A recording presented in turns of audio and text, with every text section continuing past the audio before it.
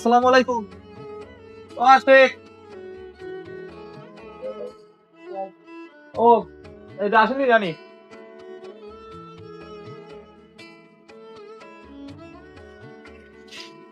আসসালামু আলাইকুম। ভালো আছেন? ওই আইসি হচ্ছে ওই, পরিষদে গেছিলেন না? আমি পরে গেছিলাম পরিষদে। পাইছেন কিছু? তা আপনি আমারে জানাবেন না? কেন আমি বাড়ি জানাইছি? আমাকে বলে জানাইছেন? আমার মাদি কয় যে জানি না। ও বাবা, যাই হোক, এখন শোনেন, এখন ও যেটা গেছে তো গেছে। এখন ওই একটু ইফতার মানে ইফতার সামগ্রী তো ঈদ সামগ্রী আর কি।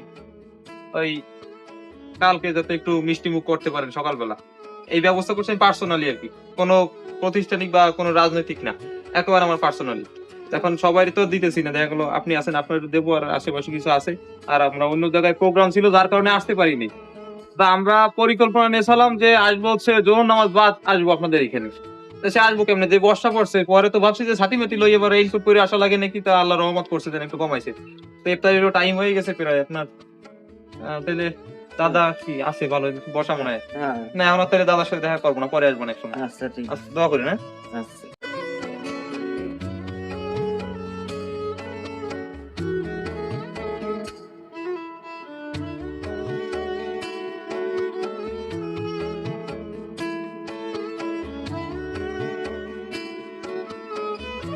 আসসালামু আলাইকুম, আছেন বাসায়?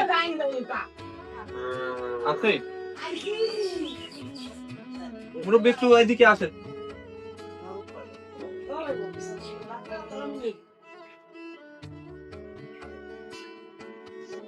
আসসালামু আলাইকুম, ভালো আছেন? চিনতে পারছেন? ওই যে আপনার আইডি কার্ড তো দিয়ে এসেছিলেন আমার কাছে, তো পরে এই মতি মামা নাকি আবার আপনার নিয়ে দিয়েছে আর কি, এই কারণে আমি আর আপনার জন্য ইয়ে করিনি। আমি খোঁজ খবর নিয়েছি, পরে শুনছি যে আপনি পাইছেন, এই জন্য আর পরে ইয়া কিছু করিনি, বুঝছেন?